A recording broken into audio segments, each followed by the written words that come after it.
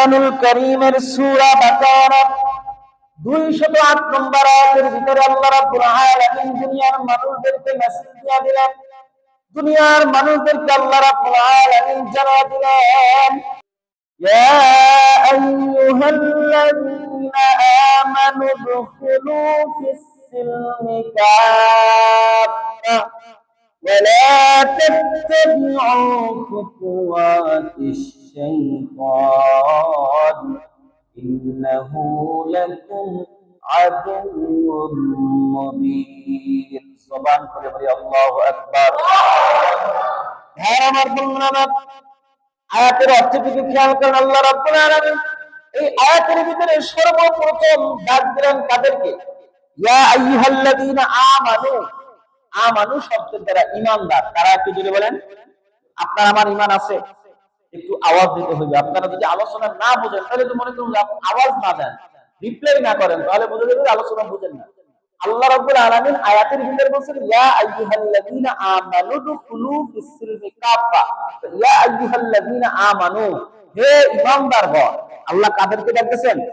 ঈমানদারদেরকে। এই পৃথিবীতে অনেক মানুষ আছে, ইহুদি আছে, খ্রিস্টান আছে, নাসারা আছে, বৌদ্ধ আছে, নাজাসি আছে, তারপরে আপনার কি কয় সনাতন ধর্মী আছে, তারপরে কি বলে আপনার এই যারা কাউকে মানে না, আল্লাহ বলতে কিছু নাই, এরকমও তো একটা দল আছে, ওদেরকে কি বলে নাস্তিক।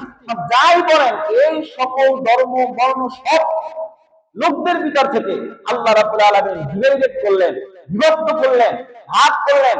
একটা দিকে আল্লাহ রাব্বুল আলামিন নিয়ে গিয়ে শুধু যাদের ঈমান আছে, যারা আল্লাহকে মানে, তার রাসূলকে মানে, এই লোকদেরকে আল্লাহ রাব্বুল আলামিন ডাক দিয়ে বললেন, ইয়া আইয়ুহাল্লাযীনা আমানু দুখুলু, হে ঈমানদারগণ তোমরা প্রবেশ করো, ফিস-সিলমি কাফা, ফিস-সিলমি তোমরা ইসলামের ভিতরে প্রবেশ করো, কাফা পুরোপুরিভাবে প্রবেশ করো।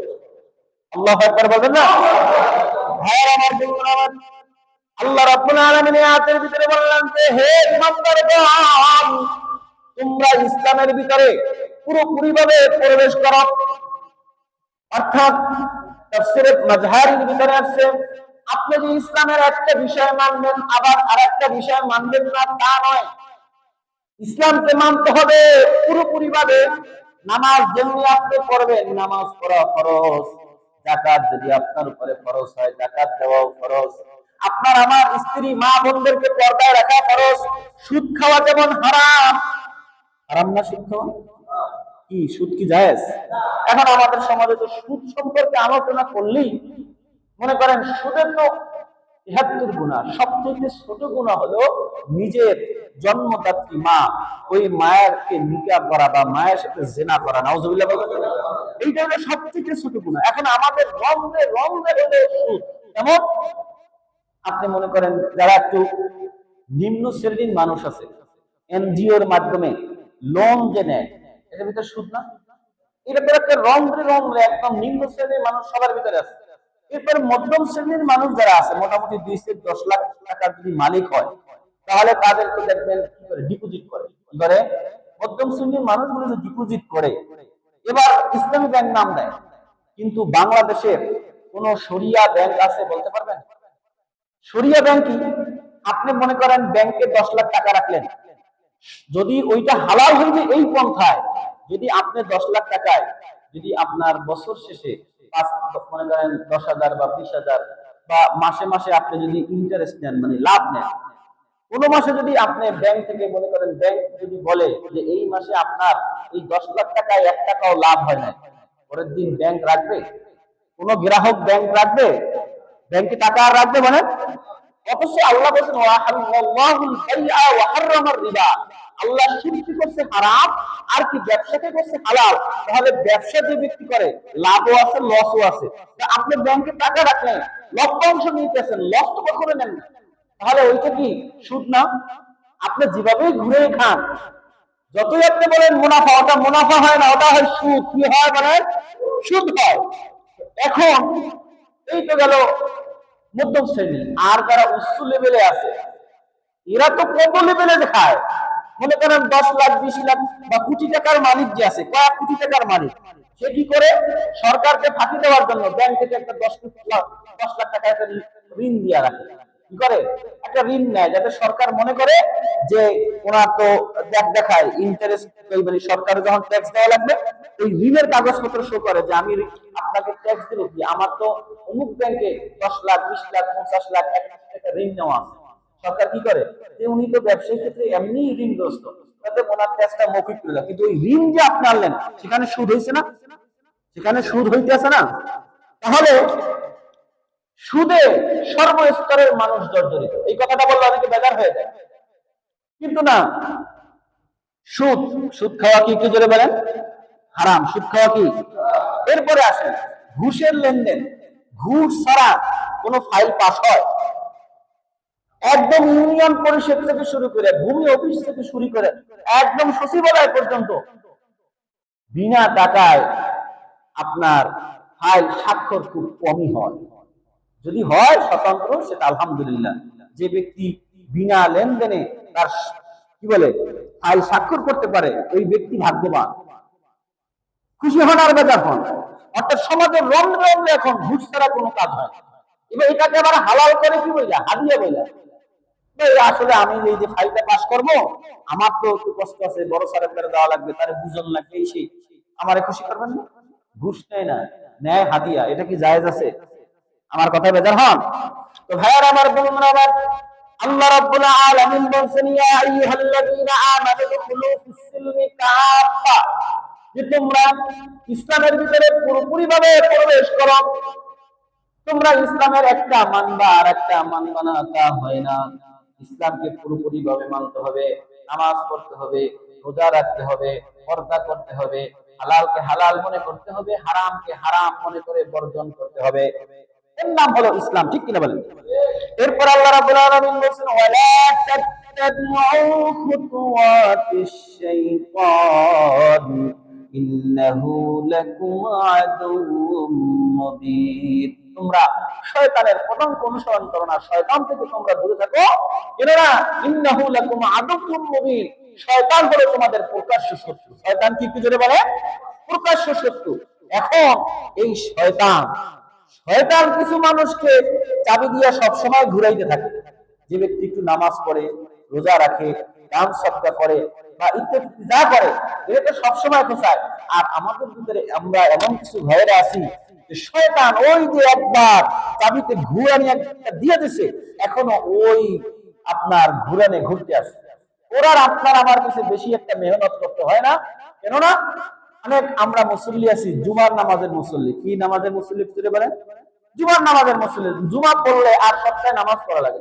অনেক আছে জুমার নামাজও পড়ে না, ঈদের নামাজ পড়ে। কিন্তু আপনার আমার উপরে শুধু জুমার নামাজ ফরজ না 5 ওয়াক্ত নামাজ ফরজ? ফিরে বলেন।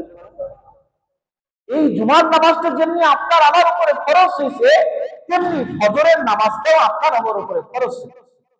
বলেন। এখন আমি যদি বলি যে ভাইরা আমরা যে কয়জনই আছি, কয়জনে ফজরের নামাজ পড়ছি? অনেকেই আমরা হাত জাগাইতে পারবো না, কারণ অনেকেই আমরা ফজরের নামাজ আদায় করতে পারি। কিন্তু ভাইরা আমার, বলবেন আমার, আল্লাহ রাব্বুল আলামিন বলেন যে ইসলামের ভিতরে পুরোপুরি ভাবে প্রবেশ করতে হবে। আর যে ব্যক্তি ইসলামের ভিতরে পুরোপুরি ভাবে প্রবেশ করতে পারবে সেই ব্যক্তি হবে মুসলমান। সে ব্যক্তি কি হবে? মুসলমান। ইসলামকে পুরোপুরি ভাবে মানতে পারলেই সে ব্যক্তি হলো মুসলমান। আসেন এখন আমরা একটা হাদিস শুনি।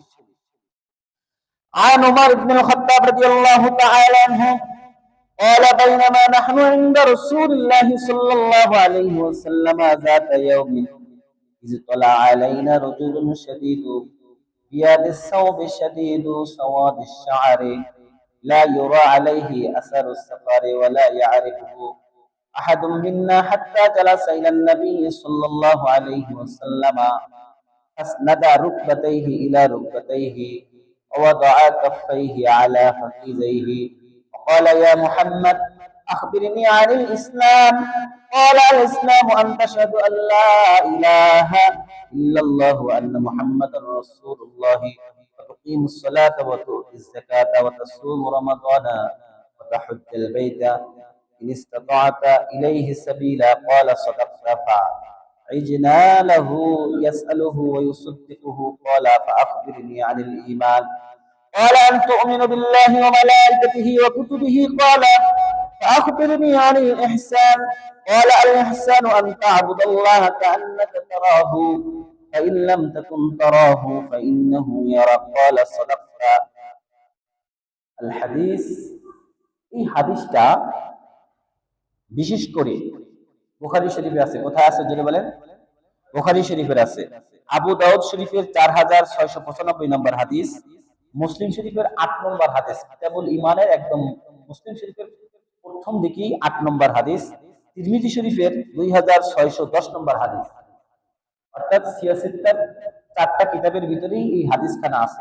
আপনারা জানবেন যে আল্লাহ রাব্বুল আলামিনের ইসলামের যে মানে শরিয়া আমরা যেটার মাধ্যমে মানে নির্বাচন করি, পবিত্র কোরআনুল কারীমের পরে আল্লাহ রাসূল সাল্লাল্লাহু আলাইহি সাল্লামের মুখস্থিত বাণী বা কাজ বা মৌন সম্মতিকে হাদিস বলা হয়। এই হাদিসের গ্রন্থ সিয়াসিত্তা 6টা হাদিসের কিতাব হলো প্রসিদ্ধ মাশহুর। এই হাদিসের কিতাব সম্পর্কে বলা হয়েছে যে হাদিসের কিতাবগুলো কি সহিহ, এ নিয়ে আর কোনো মতদ্বন্দ্ব নেই। তো এই বুখারী, মুসলিম, তিরমিজি, নাসাই, আবু দাউদ আর ইবনে মাজাহ এই 6খানা কিতাবের ভিতরে 4খানা কিতাবের ভিতরে এই হাদিসটা আছে। উমর ইবনে খাত্তাব রাদিয়াল্লাহু তাআলা আনহু থেকে বর্ণিত, তিনি বলেন যে আল্লাহ রাসূল সাল্লাল্লাহু আলাইহি ওয়াসাল্লাম একদিন মসজিদে নববীতে বসা, তিনি সাহাবায়ে কিরামদেরকে নসিহত করতেছিলেন, কোন বিষয় তালিম দিতেছিলেন। এর ভিতরে জনৈক এক ব্যক্তি আসলেন, যিনি ওখানে পরিচয় বহন করলেন মুসাফির মানে পথিক।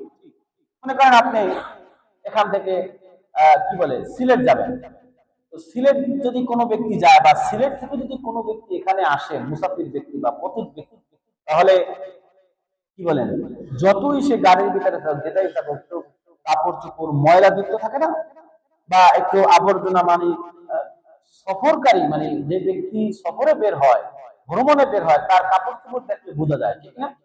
সাহাবায়ে কিরাম বিশেষ করে ওমর ইবনে খাত্তাব রাদিয়াল্লাহু তাআলা আনহু বললেন যে ওই ব্যক্তিকে দেখে মুসাফির বা সফরকারী মনে হইল না, তার পোশাক আদি খুব সুন্দর, পরিষ্কার পরিচ্ছন্ন, সাদা জামা পাজামা, মাথায় পাগড়ি আছে, এমন একজন ব্যক্তি আল্লাহ রাসূল সাল্লাল্লাহু আলাইহি ওয়াসাল্লামের দরবারে আসলেন। আয়েশা রাসূল পাক সাল্লাল্লাহু আলাইহি ওয়াসাল্লামের সামনে বসলেন। বসার পরে ইলা রুকবাতাইহি, আল্লাহ রাসূল সাল্লাল্লাহু আলাইহি ওয়াসাল্লামের দুই হাঁটুর সাথে হাঁটু মিশিয়ে বসলেন। দুই হাঁটুর সাথে হাঁটু মিশিয়ে বসার পরে ওই ব্যক্তি রাসূল পাক সাল্লাল্লাহু আলাইহি সাল্লামকে প্রশ্ন করলেন যে ক্বালা ইয়া মুহাম্মদ আখবিরনি আনিল ইসলাম, যে হে মুহাম্মদ সাল্লাল্লাহু আলাইহি সাল্লাম, ইসলাম কাকে বলে একটু আপনি বলেন। সুবহানাল্লাহ বলবেন না?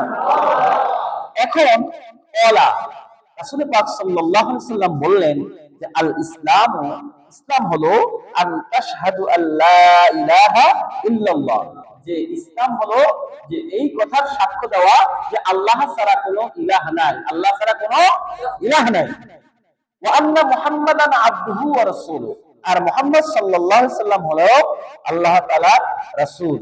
এরপর বলেন ওয়াতুকিমুস সালাতা, নামাজ কায়েম করা, ওয়াতুতিজ যাকাতা, যাকাত ফরজ হলে যাকাত আদায় করা, ওয়াতাসুমু রমাদানা, আর রমজানের যে রোজা আছে ফরজ রোজাগুলো রাখা, ওয়াতাহুজ্জাল বাইতা, আর আল্লাহর ঘর তাওয়াফ করা, যদি কারো উপরে হজ ফরজ হয় হজ করা, ইনস্তাতা ইলাইহি সাবিলা। এখন এই কথা বলার পরে রাসূল পাক সাল্লাল্লাহু আলাইহি ওয়াসাল্লাম যখন এই কথাগুলো বললেন, ওলা ওই ব্যক্তিকে জানেন?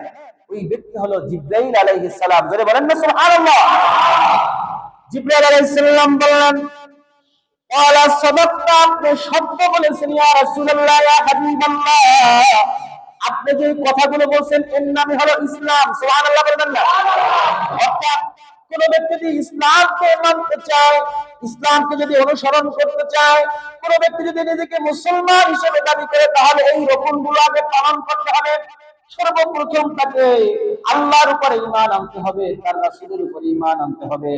আমরা ঈমানে মুফাসসাল করি না, ঈমানে আমানতু বিল্লাহি, আমি ঈমান আনলাম আল্লাহর উপরে, ওয়া মালাইকাতিহি, তার ফেরেশতাগণের উপরে, ওয়া কুতুবিহি, তার আসমানী কিতাবসমূহের উপরে, ওয়া রাসূলিহি, তার রাসূলগণের উপরে, ওয়াল ইয়াউমিল আখিরি, আখিরাতের দিবসের উপরে, ওয়াল কদরি ওয়া খাইরিহি ওয়া শাররিহি মিনাল্লাহি তাআলা, ভালো মন্দ তাকদীরের উপরে, কিয়ামত দিবসের উপরে, আমরা এই প্রত্যেকটা বিষয়ের উপরে ঈমান আনার নামই হলো, বিশ্বাস করার নামই হলো ঈমান।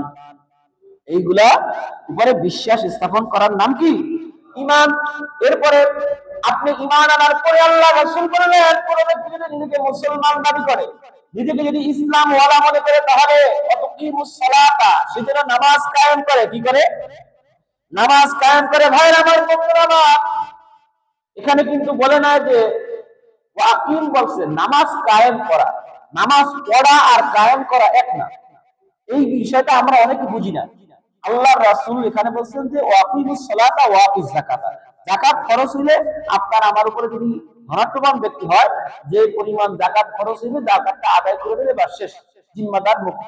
আর নামাজের ক্ষেত্রে বলছে ওয়াকিমুস সালাত, নামাজ কায়েম করা, নিজে পড়া, নিজের অধীনস্থ যারা আছে, ছেলে মেয়ে, স্ত্রী, মা বাবা, ভাই বোন, আত্মীয় স্বজন, অধীনস্থ কর্মচারী যারা আছে, প্রত্যেককে নামাজ পড়ানোর দাওয়াত দেওয়া, প্রত্যেককে নামাজ পড়তে বলা, অর্থাৎ প্রত্যেকের জীবনে নামাজকে প্রতিষ্ঠিত করার নামই হলো ওয়াকিমুস সালাত, অর্থাৎ নামাজ কায়েম করা। কথাটা বুঝছেন?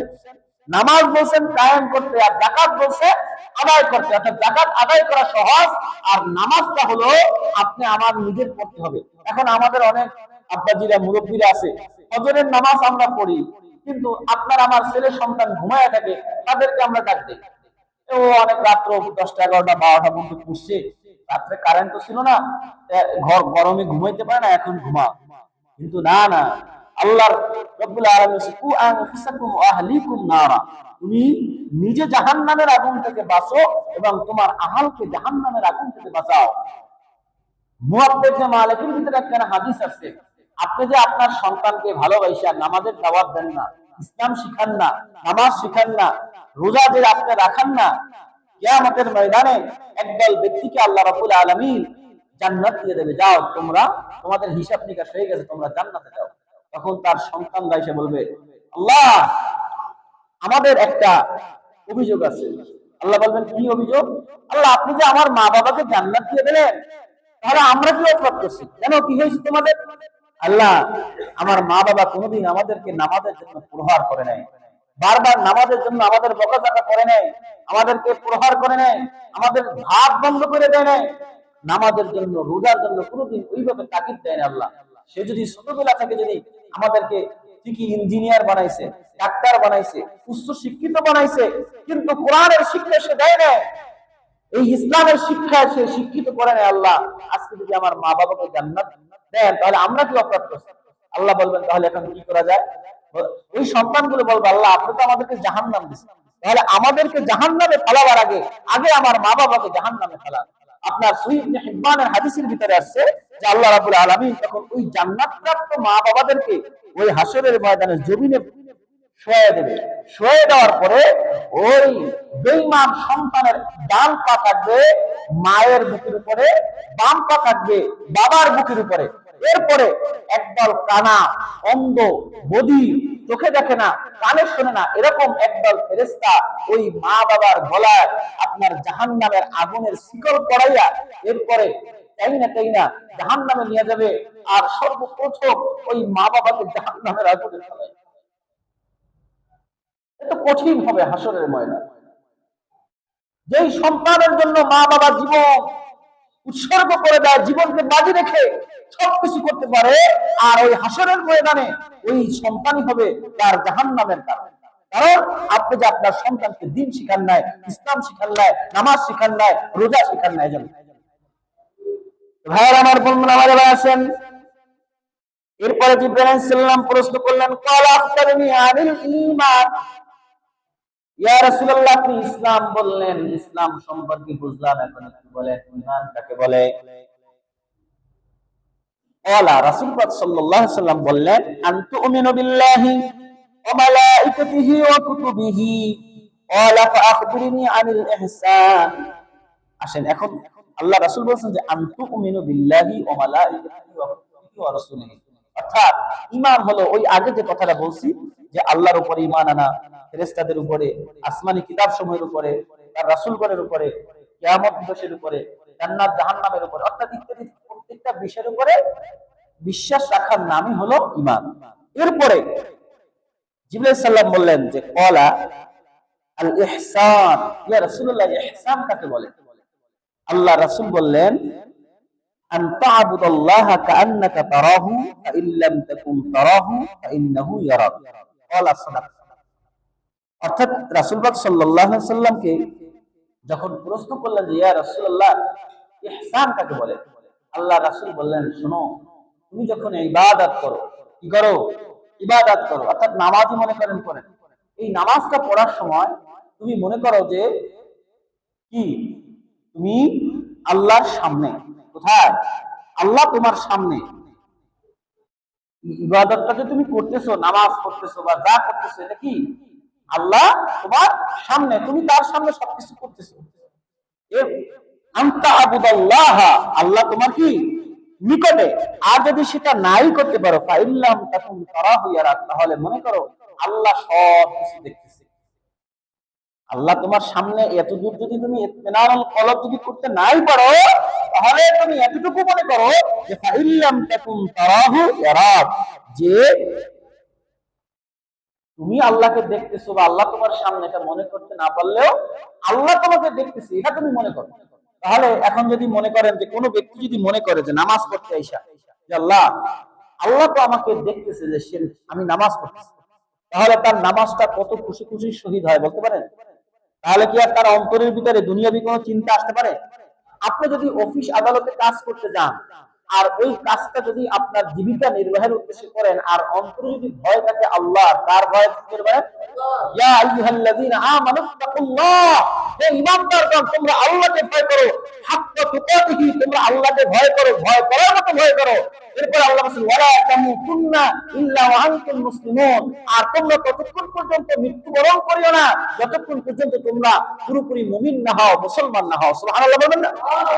এইজন্য ভাইরা আমার, বন্ধুরা আমার, এই হাদিসের সর্বশেষ যে অংশটুকু আছে, আল্লাহ রাসূল বলেন যে তুমি যখন ইবাদত করো তখন মনে করো আল্লাহ তোমার সামনে।